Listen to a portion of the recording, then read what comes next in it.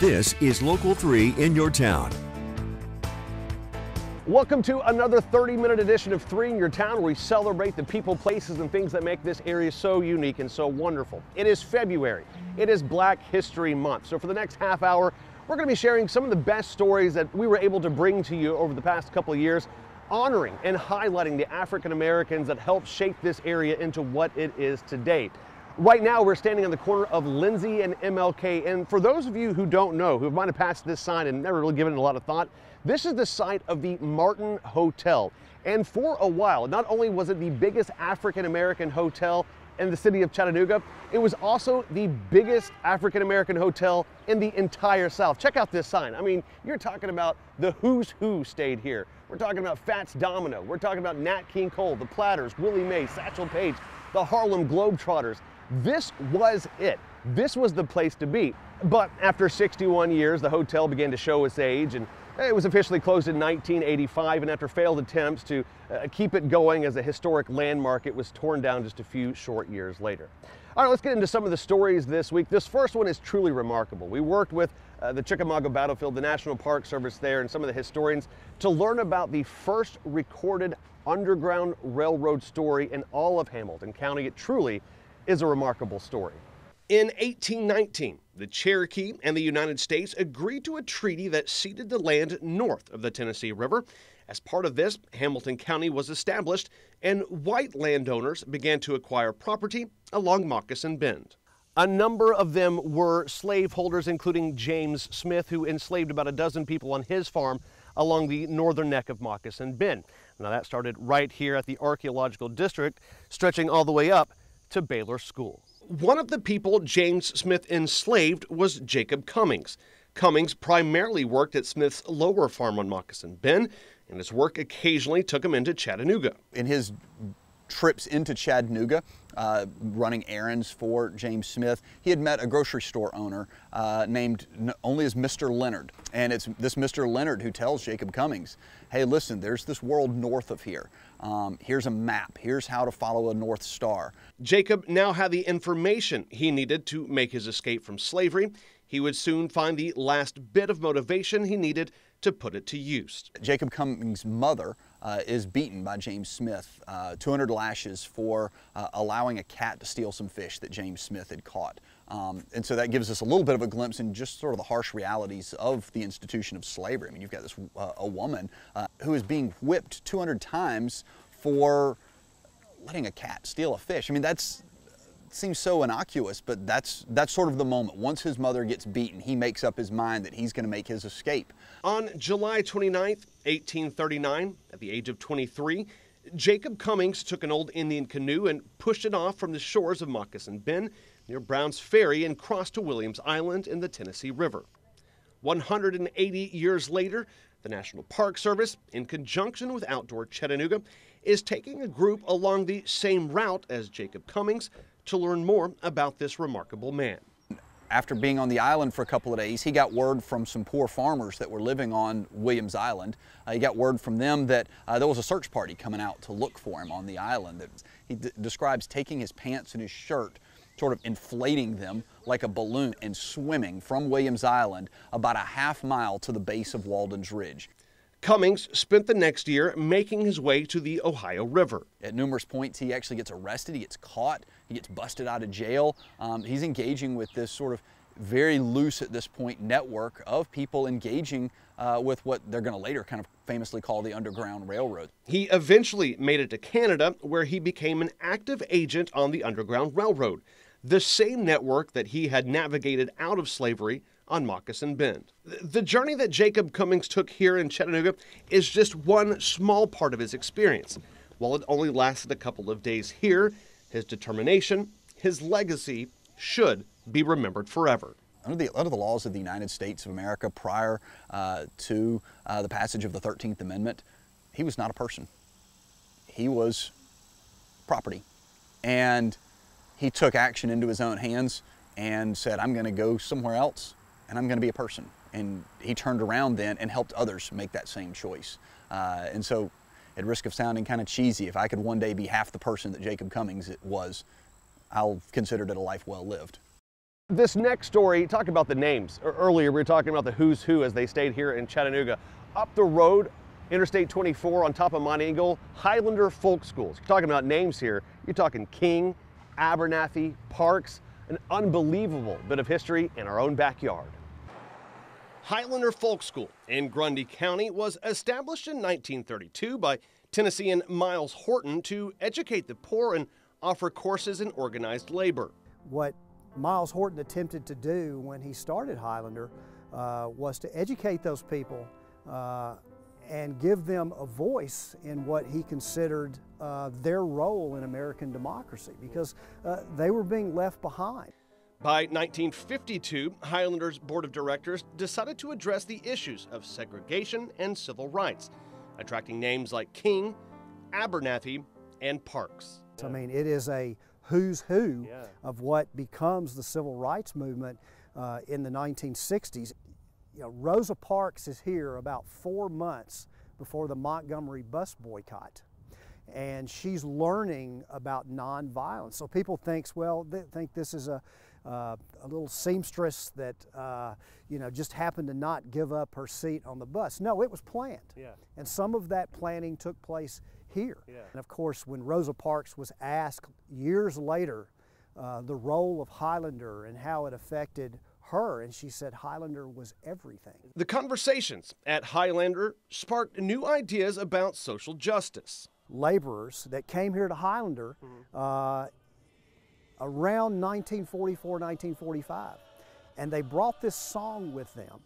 In 1957, when Pete Seeger came back, it was finally introduced to Pete Seeger, and so he changed a couple of the verses, and he changed it to "We Shall Overcome," which eventually becomes a significant part of the civil rights movement. As the black civil rights movement exploded, the school became a lightning rod for segregationists who condemned it as a communist and radical breeding ground. The Department of Justice and Hoover's FBI proclaimed Highlander innocent of all communistic accusations, but state and local officials still wanted the school closed. So at the end of a hot, honest day's work, the men here would pitch in a quarter to grab a cold beer out of the tub, hang out on the front porch just to relax. But that was the technicality in which the state of Tennessee could forever close the doors here at Highlander: the illegal sale of alcohol. Highlander was operating kind of, I don't want to say illegally, but counter to the Jim Crow laws in the state, which did not allow for whites and blacks to be in the same school, to stay in the same facilities at night, to swim in the same lake. As Andrew Young told me, the first time he visited Highlander, he was struck immediately by there were white people and black people swimming together in the lake. The doors were locked at Highlander, but the ideas that were born here could never be silenced. They're the people that are on the streets that are fighting for your rights as an individual, to be able to vote, to be able to go to school where you want to go to school, to be able to love who you want to love, to be able to marry who you want to marry. Those are individual choices that people make, and I'm still having those debates today. It was a very accepting place for displaced people. We fight that still today. And that's what I love about these stories. Yes, we're sharing them for Black History Month, but these are American stories. These are for all Americans to learn about and, more importantly, learn from as we move forward. All right, speaking of moving forward, we move forward after the break. We talk about Booker T. Washington State Park, a wonderful place here in Hamilton County. Yes, to spend some time outside fishing, maybe just enjoying nature, but there's also a great bit of history to learn about. Welcome back to this 30-minute edition of 3 in Your Town, where we celebrate the people, places, and things that make this area so unique and so wonderful. We continue to honor Black History Month here in this 30-minute edition of 3 in Your Town. And you might have seen me holding this book. It's called African Americans of Chattanooga, A History of Unsung Heroes by Rita Lorraine Hubbard. This is a great jumping off point to learn about some of the influential African Americans that helped shape this area. Some of the history is truly remarkable, so you can pick this up at the library, you can order it on Amazon. It's definitely something to have in your collection at home. All right, let's talk about Booker T. Washington State Park. You might have fished there, you might have taken a walk through the woods, but who was Booker T. Washington? Well, let's find out together. So if I were to bring up Booker T. Washington State Park, you'd probably say, yeah, it's that park named after that guy that did that thing, and you'd have no idea. And that's okay. Let's get an education together about it, because at the end of the day, that's what Booker T would have actually wanted. This is a recreation area for all types of different people. A lot of people come out here and fish, they come out here and canoe, they come out here and do a lot of their different water activities. And people should experience this park because it does have a more intimate setting. It's a smaller park, so it's only like 353 acres, you know, so the park is super intimate, and you can like get to know a lot of people here. So it's pretty much like a big family. Booker T. Washington State Park is one of 2 state parks in Tennessee designed for African Americans during the Jim Crow era. In addition to the beauty of the grounds here, this entire park can be viewed as an educational walkabout. Most prominently, of course, the information made available about the park's namesake, a boy born into slavery, Booker T. Washington. While he was a slave, he actually carried his master's daughter's books to school. So that's what drove his education, his need and his desire for education, was just looking through the window like, hey, I wish I could sit down and read and write and learn too. Dire poverty ruled out regular schooling. At age 9, he began working first in a salt furnace and later in a coal mine. He enrolled at the Hampton University in 1872, working as a janitor to help pay expenses. In 1881, Washington was selected to head a newly established normal school for African Americans at Tuskegee, an institution with 2 small converted buildings, no equipment, and very little money. He started recruiting people early, and they started to build their own school. So they built a kiln, and they started to make bricks, and they started to sell those bricks, and they built this amazing, humongous school. Like, it's huge now. That is just shows like he was very like headstrong in, I want to educate my people, I want to uplift them, and I want us to do it by, we might have to stay down a little bit, and we might have to learn all these agricultural and industrial pursuits, but we will gain respect this way. He urged his fellow blacks, most of whom were impoverished and illiterate farm laborers, to temporarily abandon their efforts to win full civil rights and political power, and instead to cultivate their industrial and farming skills so as to attain economic security. This very controversial viewpoint alienated many, but caught the attention of Washington, D.C. Booker would soon become an advisor to a string of American presidents. He was like the most influential African American at that time. But even though he did this and it caused all that racial uproar from him being in the White House, he was also like, he was playing the fence. He was doing 2-side things. Again, there are so many educational opportunities at today's Booker T. Washington State Park, but there are also opportunities to simply relax. Even if you don't like program or anything like that, and you just come out just on a lunch break, honestly, there's like nice places to sit and just, you know, look at the beauty of Tennessee. So, and we're in a good little area, you know? Remarkable beauty, remarkable history, definitely a place to check out again in Hamilton County. All right, after the break, we are going to highlight the lives of some amazing, I know that's a top shelf word, amazing African-American women in the city of Chattanooga. You do not want to miss these stories. That's coming up after this break. Mary Walker left a legacy, and I am so privileged to be able to share her story with you. Driving down Wilcox Boulevard, you might notice a historic marker with the dates 1848 to 1969 under Mary Walker's name. For a bit of quick math, that's 121 years of life. Make that 121 years of remarkable life. Mary Hardway Walker was born in Union Springs, Alabama in the year 1848. She was born a slave to slave parents. When the Emancipation Proclamation was signed by Abraham Lincoln in 1863, Mary Walker was already 15 years old. Mary passed through the tunnel of slavery and entered the tunnel of Jim Crow. She and her family came to Chattanooga in 1917.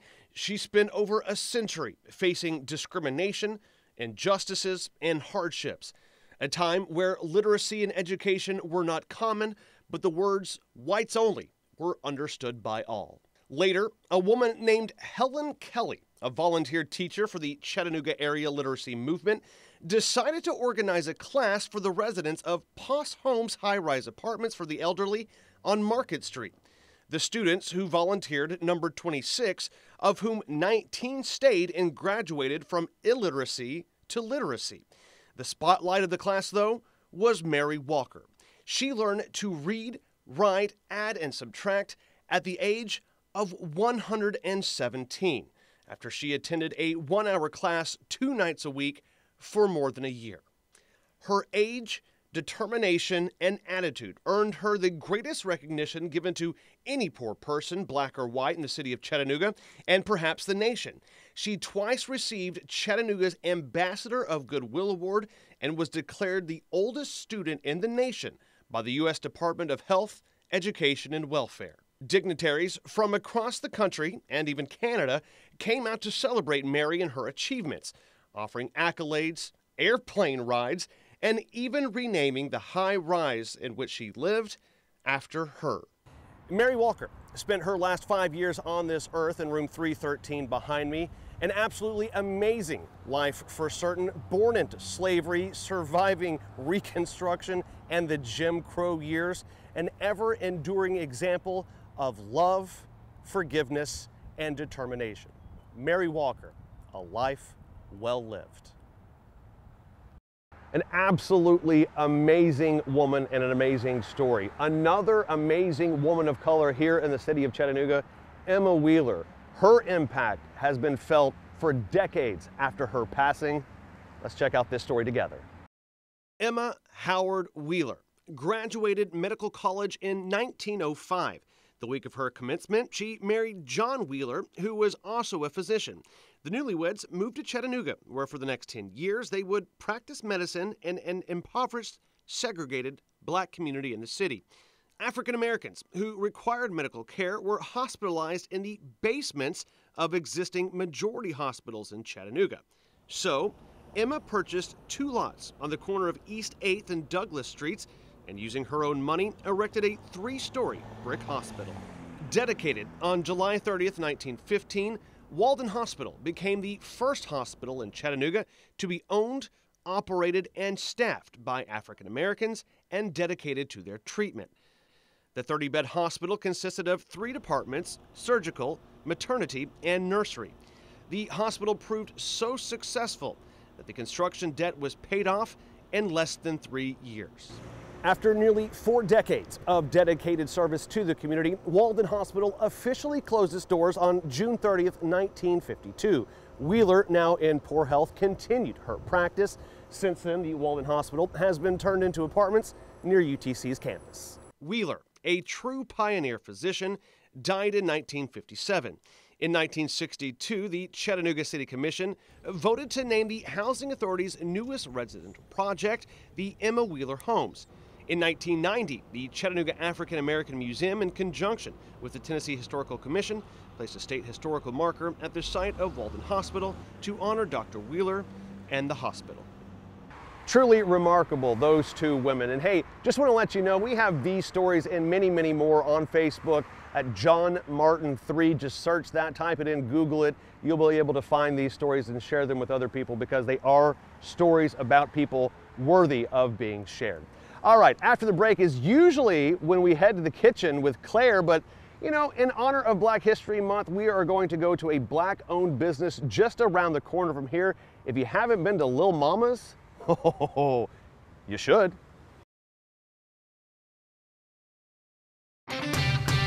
This is Local 3 in your town. Patton Parkway is arguably Chattanooga's most historic roadway. And over the years, we've seen businesses come, we've seen businesses go. But it's been a while since I've been this excited about a new business coming. It's Lil Mama's. Lil Mama's makes Chicago-style hoagies. Check this out. This is absolutely insane. I walk in here. Yes. You got LL Cool J playing. Yeah. I mean, it is a certain vibe. Yes. You go in, and it can be a little bit overwhelming. Yeah. Every time I come in here, I find something new on the wall. I'm like, oh, I didn't see that, or I didn't see that. So I was born in the 80s, but I grew up in the 90s.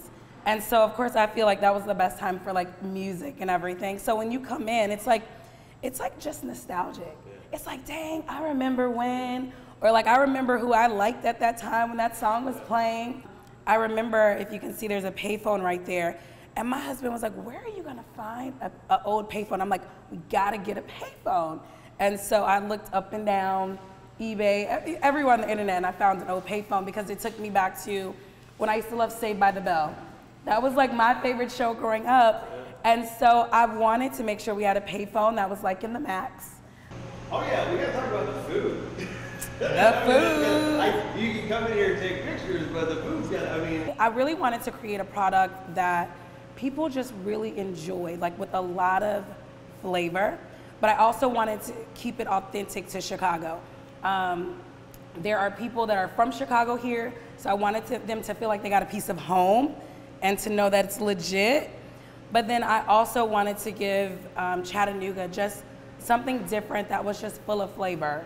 And so that's kind of, it's so good, y'all. Like, I mean, really, no, seriously. The other day, so I don't really eat the hoagies as often because I was eating them all the time before. So one of my staff members, I was on the line and I was like, man, this one looks really good, and it was about to go out.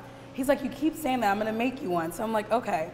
So he makes me one for lunch like 2 days ago.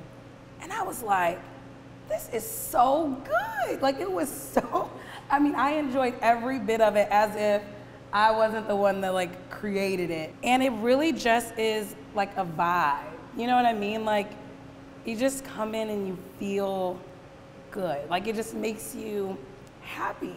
Hey, thanks for tuning into this 30-minute edition of 3 in Your Town. If you think you have a good story idea, somebody we should meet, please reach out, let us know. Love meeting new people and sharing their story with our audience. Until next time, everyone, be good to yourself and to others.